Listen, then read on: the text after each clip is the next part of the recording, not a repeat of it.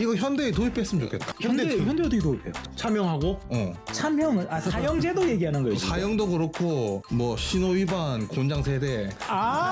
벌금. 돈으로 하니까 사람들이 그냥 돈 내고 말아버리는데 쳐맞아야 돼.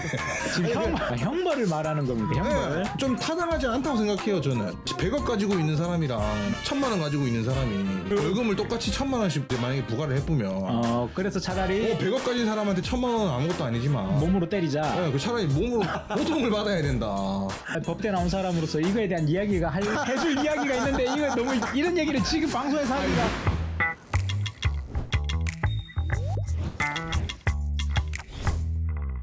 네, 안녕하십니까. 삶이 변하는 인문학 보성TV의 김보성입니다. 네, 멋입니다. 네, 산고입니다. 네, 이제 우리가 척중경 이제 2편으로 한번 두 번째. 가보도록 하겠습니다. 좋습니다. 전 시간에 이제 그 임간을 따라서 첫 출정을 한 척중경에 대한 이야기로 그 갑옷 주소 해가지고. 그렇죠. 무상 찍었던. 이제 그렇게 해서 척중경의 이제 공이 한번 이루어지죠. 네. 천우희 녹사라는 직책을 받게 되는데 그런데 이제 전쟁에서는 대패했단 말이야. 그렇죠. 그러니까 윤관을 불러서 윤관을 보냈는데 윤관마저도 큰 패를 당하게 되죠. 어쨌든 이제 윤관마저도 이제 이런 느낌이 숙종이 이때 엄청난 그 분노를 느끼고 그 글을 씁니다. 꼭 토벌하고 말리라. 그 분노를 글로. 다짐을 하죠. 다짐을 합니다. 옛날에 스트레스 풀 게 없으니까 글로 푸는구나. 뭐 어쨌든 이렇게 해서 1104년 숙종 9년에 윤관도 이제 돌아오죠. 그리고 이때 윤관이 나갔던 3월에 나갔다가 돌아왔을 때 여진에서도 화친을 청합니다. 여진도. 여진에서. 화친을 청해서 이제 다시 윤관도 돌아오게 되는데 숙종이 이제 그러면 물어볼 거 아니야. 네. 야, 왜 진 거야 우리가 도대체. 약하니까. 그때 윤관이 했던 말이 신이 여진에게 패배한 까닭은 그들은 기병이고 우리는 보병이여 상대가 되지 않았기 때문입니다 라고 대답을 합니다.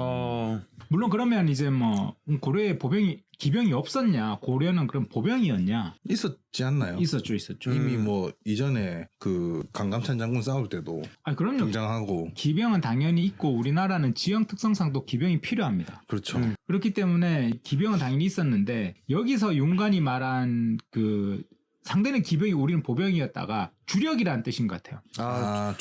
주력 병력이. 기병 훈련이 그동안 잘 안 되어 있었다라는 걸 얘기하는 것 같죠. 왜냐하면 이제 거란전 이후도 시간이 이제 벌써 한참 지났고 이제 뭐 거의 100년이 흐르는 시간 동안 엄청나게 많은 일들이 있었을 거예요. 아주 평화로운 시기가 왔고 군사 훈련이 등한시되고 100년이면은 거의 뭐 한 3대가 갈리는 시간이니까. 그렇죠. 네. 그렇게 해서 윤관이 이제 의견을 내죠. 건의를 합니다. 그래서 우리가 별무반을 만들어야 됩니다. 별무대. 그래서 이 아주 파격적입니다. 문무, 산관, 그 다음에 뭐 이서, 서리, 상인 뭐 이렇게 전 어떻게 보면 그 백성들의 계급을 협파하는. 그러니까 이 계급에서 다 모집했다. 다 모집하자 그냥. 그러니까 문무 안 가리고. 그냥 막. 상관. 다 필요 없고 잘 치는 아들만 모아라. 약간 이런 건가요? 근데 이때 당시 이제 군인이 돼서 전쟁에서 뭐 공적을 세우면 사실 계급이 변하는 거잖아. 그렇죠. 근데 시간이 지나고 원래 계급 혁파라는 건 사실 점점 이루어질 수 없는 거지 잘. 근데 아직 이때 윤관의 주장은 아주 혁신적인 주장이에요. 그렇게 해서 말을 가진 자들은 신기군으로. 신기군. 그리고 말이 없는 자는 신보군. 그러니까 여기서 이제 말이 있는 자는 당연히 신보군에 비해서 더 과거 시험을 준비할 수 있는 자들이겠지. 그렇죠. 집안 자체가. 집에 말이 있으니까. 그렇죠. 말 자체가 재산이니까. 그리고 항마군. 승도를 승발해서 이제 승려들. 항마군. 아마 이렇게 별무반을 숙종에게 윤관은 건의를 했던 것 같아요. 숙종은 바로 윤허를 하죠. 그래서 전국적으로 신기군과 신보군 같은 별무반들이 착출되어서 훈련을 하기 시작합니다. 그리고 이제 그 다음에 숙종 10년이 되었을 때 아주 큰일이 일어납니다. 어떤 일입니까? 숙종께서 평양에 가셨다가 그때 당시 이제 고려의 서경이죠. 평양이. 평양에 가셨다 돌아오시는 길에 수레 안에서 붕어를 하시죠.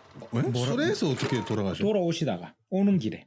어떻게? 어디 안 좋았어요? 뭐 그랬나 봐요.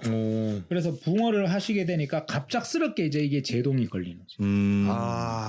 정권 교체. 네. 그래서 예종이 등극을 합니다. 숙종의 아들. 예종이 등극을 하는데 이때 예종은 자기도 아버지의 유지를 이어 여진 정벌. 근데 이게 그 전쟁이라는 건 하나의 어떤 정치적인 목적이 있거든요. 그렇죠. 그리고 이제 이런 그 정치적인 목적에 의해서 전쟁이 일어날 때는 그 왕을 중심으로 한 군대가 모이면 힘이라 세력이 된단 말이죠. 그 당시에 문벌 귀족 같은 어떤 안에서의 내부적인 어떤 뭐라고 해야 될까? 사대부의 싸움. 세력 다툼? 그렇죠. 그 왕권과 신권의 세력 다툼 같은 경우에도 이걸 좀 활용을 해야 되는데. 그치 왕권 강화를 할 것이냐. 그렇죠, 그렇죠. 뭐 그걸 꼭 똑같이 만들 거냐. 뭐. 근데 애종이 등극했을 때 그러면 그 중에 문벌 귀족들은 이걸 찬성할까 반대할까? 반대를 하겠죠. 군대가 모이는 걸 좋아할 리가 없으니까. 힘이 권력이 모이는 세지니까. 거니까. 그렇죠. 그때 애종이 강력한 수를 하나 둡니다. 애종이 이제 아버지가 숙종이 돌아가시고 왕이 돼서 1106년이 됐을 때 애종이 이제 군령을 정비하죠. 네. 이제 군대가 이렇게 모여 있고 훈련을 시켜야 되잖아. 그러면서 군대에서 제일 중요한 게 바로 명령하달. 그러니까 혁명이 어떻게 보면 신호 같은 걸 주는 것도 혁명이라고 하지만 네네네. 군령이 또 그게 속하는 굉장히 중요한 일이에요. 그러니까 도가 바로 서야지. 그렇죠. 전쟁을 나가기 전에 군대에서 가장 중요한 것 중에 하나가 바로 군령이 얼마나 제대로 섰느냐는. 군기강. 그렇죠. 그치. 그래서 이때 애종이 군령을 발휘합니다. 예를 들어서 이런 거죠. 처음 군대를 소집했는데 오지 않는 자는 관직의 고하를 막론하고 척장, 사람의 등에다가 매를 때리는 걸 척장이라 그래요. 곤장하고 다르게 적장. 척장 15대를 친다. 첫 번째 소집에. 첫 소집이 안 오면 맞는다. 첫 소집이 안 오면. 아. 그러니까 네가 아무리 네. 우리 집이 얼마나 대단한 집인데 필요 없는 거야. 그냥 쳐맞는 거다. 내가 그렇지. 임마 소용이 없네. 소용이 없는 거예요. 그래요. 그리고 두 번째는 두 번째 또 소집을 했는데도 오지 않거나 네. 훈련 도중에 진격하라 후퇴하라 했는데 막 혼자 대오를 이탈한다거나 말 안 들으면. 그렇죠. 그리고 이제 야 나 어제 전 보고 왔는데 야 큰일 났다 이 전쟁하면 우리 망한대 미신을 퍼뜨리는 자 헛소리하면. 그래서 미혹시키거나 이렇게 뭐 내 총이죠 잃어버리는 사람 예. 무기를 잃어버린 자 예를 들어서 이런 사람들은 척장 20대를 또 치는 거야. 또 쳐맞아. 뭐 세 번째 같은 경우에는 징집했는데 기한에 다 못 온 자. 언제까지 와 했는데. 네. 그리고 이제 뭐 예를 들어서 도망갈 마음을 미리 먹고 있다거나. 뭐 그런 낌새가 걸리거나. 그렇죠. 그 적을 대하고도 머뭇거리고 나 도저히 못 싸우겠어. 아이 무시하 이러면 이제. 그렇죠. 하거나 뭐 전투에 들어가서 막 혼자 경거망동을 한다거나. 야 지금 나가자 막 이런 게. 지가 이제 사졸인데 뭐. 또 그게 군령인 거죠. 그렇죠. 군대는 굉장히 엄격해야 되거든요. 여기서는 이제 굉장히 위험한 얘기를 하죠. 뭘 땁니까? 차명에 처할 수도 있다. 맞네. 맞네. 숙청이네. 뭐 이렇게 해서 뭐 예를 들어서 적에게 투항한 자 같은 경우에는 뭐 가산을 몰수하고 그 가족을 노예로 삼고 네, 뭐 이런 것들의 총 이제 뭐라고 해야 될까 군령을 세우는 거죠. 이거 현대에 도입했으면 좋겠다. 강력하게 잡았네. 현대 어떻게 도입해요? 차명하고 차명을 사형제도 얘기하는 거예요. 지금. 사형도 그렇고 뭐 신호 위반 곤장 세대 월급 돈으로 하니까 사람들이 그냥 돈 내고 말아버리는데 쳐맞아야 돼. 저는 법과 사상을 가진 형벌을 말하는 겁니다. 형벌. 좀 타당하지 않다고 생각해요. 저는 100억 가지고 있는 사람이랑 1000만 원 가지고 있는 사람이 벌금을 똑같이 1000만 원씩 만약에 부과를 해보면 그래서 차라리 100억 가진 사람한테 1000만 원은 아무것도 아니지만 몸으로 때리자. 네, 그 차라리 몸으로 고통을 받아야 된다. 남녀노소 그 뭐 동서고금 그냥 논하지 말고 다. 법대 나온 사람으로서 이거에 대한 이야기가 해줄 이야기가 있는데 이거 너무 이런 얘기를 지금 방송에서 하기가 물론 좀 그것도 있긴 있어요. 오케이. 이게 뭐 정확한 판결을 내릴 능력이 있느냐. 아니 그런 게 아니라 법의 역사가 있다.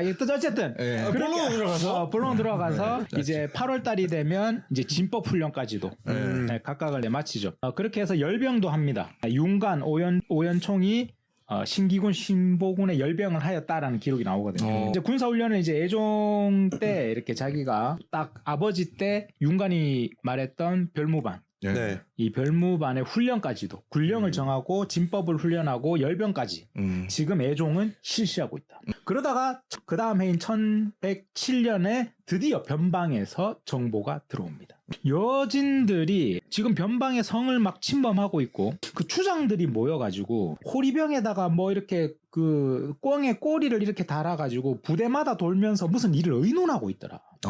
그런데 이게 어떤 한 방식인 것 같아. 그런데 그 지금 추장들이 어떤 의논을 하고 있는지까지는 파악하지 못했다. 그러니까 좀 뭔가 분위기가 좀 심각하다라는 이야기가 들리죠. 그러니까 작당 모의 하는 게 보이는데 뭔 얘기를 하는지 모르겠다 이런 거네요. 근데 뭐 내가 봤을 때는 알았겠죠. 대충 알았겠죠. 그러니까 이때 예종이 소집합니다. 신하들을. 그리고 나서 숙종이 이제 그 얘기했다 했잖아. 여진을 꼭 정보라고 말겠다. 네. 다짐을 했죠. 방에 가서 뭘 하나 꺼내와. 예종이. 그때 썼던 글? 예종이 우리 아버지가 쓴 건데 그러니까 이제 신하들도 반박을 못해. 뭐 전쟁 합시다 맙시다 막 이런 의견들이 있었을 거 아니야. 그렇겠죠. 근데 예종이 그걸 딱 가지고 와가지고 야 아버지가 쓴 건데 봐 너희들 막 이런 게 봐라 이거. 이 봐라. 그러니까 그걸 보고 눈물을 흘리면서 좋습니다. 이번에 한번 토벌을 합시다. 투지를 불태워 버렸네. 그렇죠. 그래서 선왕의 뜻을 계승하여 정벌할 것을 이제 신하들이 합시다 하고 이제 청하게 되는 거예요. 너무 명필이었는갑네. 그렇죠, 그렇죠. 네. 그래서 이제 윤관을 원수로 삼고 오연총을 부원수로 삼아서 출전을 시킵니다. 어마어마하죠. 이때 고려군의 숫자가 17만 명. 꽤 많이 갔네. 그래서 그러네. 고려는 공식적으로 20만 명이라고 공표를 하고 출발합니다. 아, 반올림 했네. 그렇죠, 반올림. 왜냐, 이런 반올림을 좀 해줘야 저기 들었을 때 그럼요. 대군이 들어온다. 그럼요. 이렇게 생각을 하고 오는 거죠. 그리고 이때 아마 기록에는 없으나 척준경은 한번 감옥에 갔던 것 같아요. 그 이유는 아직 잘 모르겠는데 두 가지 정도 저는 개인적으로 추측을 합니다. 첫 번째는 그 전쟁에서 첫 번째 나갔을 때 인간이 나갔을 때 패했잖아요. 네. 그때 나갔던 지휘부들이 전부 다 관직 삭탈을 당하거든요. 해전에 책임을 묻고. 네. 그래서 그때 아마 무슨 일이 있지 않았나 연좌제 같이 뭐 엮여갔겠지. 라는 것과 두 번째는 어쨌든 추밀원 별가는 품계도 없는 관직이거든요. 네. 최하급 말단인데 그때 자기가 나서가지고 무기 달라 그러고. 천우의 녹사까지 됐으니까 아마 시기 질투를 받아서 모함을 당한 건 아닌가. 선 넘었다. 그래서 어쨌든 그때 윤관이 구해줬던 것 같아. 윤관이. 근데 그때 안 그래도 인간이 패하고 갔을 때 보니 척준경이 네 얘기 듣고 싸우는 거 내가 봤는데 너 정말 대단하더라. 니 좀 친다며. 약간 그런 거네요. 같이 가자. 라고 해서 구해준 것 같아. 어쨌든 그게 나중에 이제 인연이 돼서 나오는데 그렇게 해서 척준경도 윤관과 함께 여진 정벌에 다시 출발을 하게 야, 또 참전했구나. 그렇습니다. 그래서 이제 이때 드디어 17만의 군대가 쫙 해서 출발을 하는데 이때 윤관의 판단이 있었던 것 같아요. 저번에 보여드린 지도를 보면 윤관 같은 경우에는 아마 지금 기미주 지금 우리 현재 북한 쪽으로 해가지고 이렇게 동쪽에 동해 바다가 있는 쪽을 보면 백두산맥이랑 이렇게 전부 다 높은 고원 산지란 말이죠. 네. 그러니까 바닷가 쪽으로 해가지고 아주 좀 이렇게 샛길만 있었던 것 같아요. 여기가 이렇게 좁은 길이죠. 네. 좁은 길로 해서 두만강까지 해서 이렇게 쭉 넘어가는 길인 것 같은데 이 좁은 길목 그 병의 목처럼 생겼다 그래서 병목이라 그러는데 이 병목 구간에다가 딱 우리가 그 구간 거기 이제 병목 구간이 길주라는 구간인데요. 길주. 지금 길주군. 길주를 우리가 장악을 해서 이 목을 잡아놓으면 위에서 내려오는 완안부 여진의 군대가 들어오지 못하지 않겠느냐. 일단 뭐 보급이나 이런 길을 끊어버리겠다. 그래서 우리는 동북면에 출정을 해서 이 길주의 병목까지를 탁 정복을 해서 여기다가 성을 배치하고 여기를 막아두자가 첫 번째 이제 윤관의 어떤 작전이었던 것 같고 이거네요. 네. 그 작전에서 아마 바로 이 17만의 군사를 바로 돌입을 해서 치려고 했던 것 같다. 그렇게 이제 출발을 해서 윤관이 바로 했던 것이 기존에 우리가 한번 임간이랑 출정을 해서 나갔는데 보니까 너희 기미주의 여진 애들 너희 이렇게 완안부하고 이렇게 좀 이렇게 다 넘어간 것 같더라. 너희들 언제 우리 배신할지 어떻게 알아 내가. 그렇지 알 수 없지. 그리고 이 위험한 병목 구간에서 너희들이 우리 배신하면 우리 끝장나는 그냥 거 아니야? 끝나는 거지. 야 이거 기미주에 있는 여진 추장들 모아가지고 싹 한번 정리해버리자 라는 판단을 합니다. 윤관은. 뭐 30여 개 부족이 있었다 그랬죠. 그렇죠. 확실한 기강 잡고 가잖아요. 근데 모르겠어. 이건 뭐가 맞는지는 사실 잘 모르겠으나 어쨌든 윤관 같은 경우에는 부대를 쫙 그 천리장성으로 나가서 기미주에 들어갈 때 여진 추장들을 모읍니다. 야, 그 전에 잡혀왔던 너희 그 기미주 여진 추장들 우리가 몇 명 다시 돌려보내려고 우리가 왔어. 그러니까 파티하자. 우리 파티도 열어줄게. 잘 지내야지 이제 우리. 연애를 열어라. 야 우리가 언제 뭐 완안부하고 너희들 우리 고려하고 함께 할 때 좋았잖아. 우리 다시 잘 지내야 될 거 아니야. 라고 하면서 파티를 엽니다. 그때 추장들이 약 한 400여 명의 추장들이 모여들어요. 400여 명이 됐다고요? 그 추장과 추장 주변 사람들까지 포함해서 아마 400여인의 여진 이 기미주의 주요 아마 여진 리더들이 모였던 것 같아요. 네. 근데 그 중에서도 한 5, 60명 정도는 우리가 고려 어떻게 믿어? 그러면서 지금 딱 그 국경지대에 있는 윤관의 그 진지로 안 들어가려는 거야. 이건 사실 눈치가 빠른 거지. 그러니까 윤관이 척준경한테 매복해서 우리를 의심하는 추장들은 우리가 거사를 치를 때 분명히 반란을 일으킬 거니까 네. 매복해 있다가 다 섬멸해버려요. 제거해라. 척준경에게 명을 내리고 윤관은 파티를 열어줍니다. 그리고 400여 명 정도의 추장들이 모여서 아 이제 우리 아주 편하게 이제 다시 농사 짓고 살 수 있는 거구나 하면서 모여서 파티를 여는데 윤관이 쳐라 하면서 거기서 사륙이 벌어지죠. 그리고 밖에서 안 들어오고 머뭇거리던 5, 60명이 거봐 배신 칠 줄 알았어 라고 하는데 매복해 있던 척준경이 부대를 이끌고 전부 다 섬멸해버리죠. 근데 이게 저는 잘 모르겠어요. 병법에는 중요한 게 현지인을 반드시 대동하라고 돼 있거든요. 지형이 그만큼 중요하고 네. 현지인을 대동하고 현지인들을 회유해야 되는데 여기서 윤관의 판단은 해쳐버렸네요. 그렇죠. 배신을 언제 칠지 모르니 이건 해치우는 게 낫다. 그리고 이 중에 누가 친고려고 누가 친완한분지 어떻게 하냐. 그렇죠. 그러니 차라리 그냥 다 죽여라. 다 없애보자. 근데 여진 입장에서 어떨까? 김희주에 살고 있던 이때까지 억울하지. 문종 때부터 여기서 농사 짓고 그냥 살던 애들이야. 얘들은 고려 눈치 봐야 되지. 완안부 커지니까 완안부 눈치 봐야 되지. 근데 사실 뭐 여진이고 고려를 떠나서 사람에게 있어 삶의 가장 중요한 건 생존이잖아. 그렇죠. 그러니까 그냥 생존을 위한 어떤 입장에서 봤을 때 이 사람들 눈에 고려는 학살자인 거야. 그렇지. 그렇죠. 이때 윤관의 판단이 과연 옳았느냐 글렀느냐는 그거는 이제 제가 알 수 있는 부분은 아닌 것 같은데 근데 나중에 전쟁에 영향은 미칩니다. 약간 여진에 좀 화를 돋군 것 같긴 한데. 결국은 이 이후로 이 김희주에 있던 여진들은 저항 운동을 시작합니다. 그러니까 반고려파가 되는 거죠.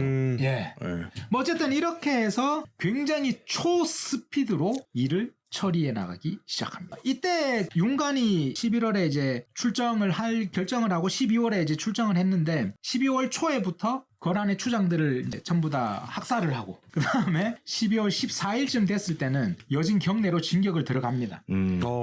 그렇게 해서 윤관이 있는 본대와 네. 좌군, 우군, 그 다음에 이때는 배도 썼단 말이에요. 해군. 해군 병력이 도련포로부터 길주까지 전부 다 동해 바닷가잖아요. 이쪽. 네. 네네네. 그러니까 여기서는 보급로나 이런 것들은 전부 다 배로 실어 가버리는 거죠. 길이 조금 험하니까 산지고. 그러니까 해군도 필요했던 이때는 고려 해군은 강력합니다. 어쨌든 이때 이렇게 해서 쫙 밀고 들어가는데 석성이라는 곳에서 12월 15일 날 이제 완강한 저항이 시작됩니다. 여진의 완강한 저항이 되죠. 이때 이제 석성이라는 성 아래에서 여진이 있는데 딱 도착하자마자 얘기하죠. 항복해라. 그러니까 여진이 우리가 한번 싸워서 승부를 결정하려고 하는데 어떻게 우리가 항복하겠느냐. 그냥 끝까지 싸울란다. 이미 일은 이렇게 된 거야. 우리 그냥 끝까지 싸울래. 여진이 끝까지 싸우겠다고 하면서 항거에 들어갔는데 화살과 돌이 비같이 떨어져서 군대가 도저히 진격할 수 없을 지경이라고 얘기해요. 여진은 이제 목숨 건 거예요. 왜냐하면 삶이 우리도 마찬가지 아니겠어? 우리가 이렇게 살고 있는데 위에서 내려와. 우리 동네 이장님들 다 잡아간 다음에 학살시켜서 우리 보고 항복하래. 에이 몰라 우리 끝까지 저항이야. 궁지에 물리면 쥐가 고양이도 물듯이. 그렇죠. 이때 윤관이 척준경에게 말해요. 야 지금 석성에서 화살과 돌이 비같이 쏟아져서 우리 군은 조금도 전진할 수가 없는데 이제 곧 해가 질 것 같다. 해가 지면 사태는 위급해진다. 왜? 밤이 되잖아. 밤이 되면 이곳 지리는 누가 더 잘 알아? 여진이 잘 알죠. 알죠. 위험하다. 이거 어떻게 하면 좋겠나? 그대가 이관진 장군과 함께 어떻게든 이걸 좀 돌파했으면 좋겠다. 라고 하니까 이때 척준경이 제가 일찍이 잘못을 저질러 죄를 범했을 때 윤관공께서 저를 구해주시지 않았습니까? 그러니까 여기서 이 말이 나오거든요. 그래서 추측을 한 거지 앞부분에서. 어쨌든 이 척준경 목숨을 버리고 은혜에 보답하겠습니다. 이제 윤관에게. 그런 다음에 석성 아래에 가서 갑옷을 두르고 방패를 들고는 적중에 돌격해버립니다. 혼자요? 척준경이. 혼자는 아니겠죠. 뒤에 좀 끌고 갔겠죠. 병력이 몇 명인데. 그죠? 그렇죠. 그런데 이제 이럴 때는 대규모가 움직일 수 없죠. 왜 너무 큰 피해를 받으니까. 이럴 때 쓰는 게 돌격대죠. 척준경이 돌격대장이 되어서 석성으로 진격을 합니다. 그런 다음에 척준경이 추장 몇 명을 그 자리에서 죽여버리죠. 그리고 이때 추장이 죽으니까 석성에 있던 여진족들이 멈칫한 거예요. 약간 이제 동요하죠. 그 순간 윤관의 휘하의 군사들이 좌군과 힘을 합쳐서 그대로 석성을 밀고 들어가고 그렇게 해서 대승을 거두죠. 석성 그걸 또 뚫어보네. 뚫어버려. 이게 한 사람이 전장을 좌우하는 힘이 있는 거죠. 그래서 이때 척준경이 비단 30피를 상으로 받습니다. 왜냐하면 문제 해결사. 뭐만 걸리면 야 너 나가. 진짜 해결사네 해결사. 윤관 입장에서는 조마조마한 거야. 너무 완강하고 성위에서 화살과 돌은 쏟아지고 해는 질 것 같단 말이야. 그럼 이때 어떤 수를 빨리 내야 돼. 그렇죠. 방법이 안 떠올라. 그때 진짜 전장의 기세를 뒤집을 수 있는 누군가가 있다면 히든 카드. 히든 카드를 쓰는 거지. 그때 척준경한테 쓴 거야. 그리고 그게 정확하게 먹힌 거지. 척준경은 겁이 없어. 돌격해 들어가서 바로 그냥 적장을 죽여버린 그 용기, 기세가 있다. 이렇게 해서 석성을 뚫고 들어가서 중군, 우군, 좌군들이 쫙 이 기미주 안에 있는 그 여진의 부락을 점령하기 시작하죠. 이때 점령했던 촌락이 135개 촌락을 격파합니다. 그리고 3,700명을 살해해요. 아이고. 그리고 1,000명을 생포합니다. 어떻게 보면 윤관의 부대가 굉장히 신속하고 빠른 기세를 몰아친 건데 여진의 입장에서는 하룻밤 만에 대학살을 당한 거야. 그렇죠. 추장 400여 명의 추장과 3,700명이 3,700의 여진의 사람들이. 어쨌든 고려의 전투 부대가 시한 내에 목표를 지금 달성한 거야. 어쨌든. 근데 사실 전쟁은 어쩔 수가 없어. 속전속결. 그렇죠. 손자병법에 졸속해라. 네. 가장 중요한 것은 빨리 끝내. 빨리 끝내는 것이다. 그러니까 이건 굉장히 당연히 중요한 일이었다. 이렇게 해서 왕에게 보고하니까 왕이 아주 기뻐하죠. 이때 이렇게 석성 전투를 승리를 하면서 여진 부락 안에 4개의 성을 쌓습니다. 여기 성이 바로 영주성, 웅주성, 곡주성, 길주성이라는 4개의 성을 여기에다가 딱 쌓게 되는 거죠. 그리고 여기서 병목, 좁은 길을 지키기 위한 교두보로서의 길주성을 만들어내게 되는 겁니다. 자, 이렇게 4개의 성을 확보를 하고 나서 이때가 이제 12월이었잖아요. 네. 드디어 1108년 1월 달로 바로 가서 윤관은 가한촌 전투를 이제 벌이게 되는데 여기서도 기가 막힌 척준경의 무쌍이 나오게 됩니다. 일단 이제 이 윤관과 오연총이 정예 8,000명을 이끌고 8,000. 그렇죠. 8,000을 이끌고 여기 있는 병목, 좁은 병목의 좁은 길로 나아가기 시작합니다. 길주의 좁은 목을 통과하는데 여기서 엄청난 일이 발생해요. 그러니까 현지의 지형을 명확하게 알지 못하면 발생하는 일인데 실족. 그러니까 윤관의 판단은 그거였던 거야. 병목을 차단하면 내려오는 길이 막힐 거다. 그럼 여진의 불악에서 뭐 방법이 없지 않느냐. 그러니까 전략에서 좁은 목을 움켜쥐면 된다라고 생각했는데 산의 계곡 곳곳에서 들어오는 길이 사실 있었던 거지. 새끼들이 있었구나. 윤관이 그걸 몰랐던 거야. 그러니까 지형을 얼마나 아느냐가 굉장히 중요한데 차고가 발생하기 시작하는 거죠. 병목만 틀어막아서는 안 되는 거구나라는 거. 그러니까 이게 스타크래프트 하는데 선맵인 줄 알았더니 미네랄 뒤에 길이 하나 있는 거야. 여러 군데 그 뚫린 초반 너씨가 안 들어올 줄 알았는데 들어온 거야. 그냥 크게 큰 것만 본 거지. 디테일한 걸 다 놓친 나 거지. 한참 그래서 빌드업 중인데. 어쨌든 8,000의 정예병으로 병목의 좁은 길로 이제 길줄을 쫙 나가는데 이때 여진이 곳곳에서 튀어나와서 윤관의 부대를 에워싸 버리게 되는 거죠. 포위됐구나. 그리고 이때 8,000의 정예병 중에서 뭐 기록에 따르면 오직 10명만 남고 다 흩어졌다. 아이고. 라고 기록이 돼 있는데 진짜 그럴까라는 생각은 좀 들어요. 근데 어쨌든 그리고 심지어 이때 부원수였던 오연총은 날아오는 화살에 맞아서 위급한 상황이었어요. 이때 척준경이 윤관의 부대가 여진에게 둘러싸였고 지금 오연총은 활을 맞고 윤관은 죽을 위기에 처했다는 정보를 입수합니다. 그리고 척준경이 지금 급하니 10명만 지금 나한테 와라. 지금 우리 바로 윤관 장군 구하러 간다. 윤관 장군 구하는 특수부대 모집한다. 예, 공주님 구하기 시작하네 이제. 라이언 일병 구하기. 라이언 사단장님 구하기. 라이언 사단장 그렇지, 구하기. 라이언 사단장님 구하기로 들어가는 거죠. 네. 그러니까 그때 척준경과 함께 왔던 척준경의 동생 척준신이 아 동생이 있었어요. 동생이 있었어. 어. 척준신이라 그래. 척준신이 형을 말리는 거야. 자기 형 죽을까봐. 형, 이거 끝난 전쟁이다. 끝났다 이거는. 이 싸움 끝났다. 못 이긴다. 윤관 장군 못 구한다. 그러니까 적진이 너무 견고하고 격파할 수도 없고 형이 가본들 헛된 죽음이 일어날 수밖에 없다. 형님 어차피 의미 없는 죽음을 하러 가실 거냐 하고 말려요.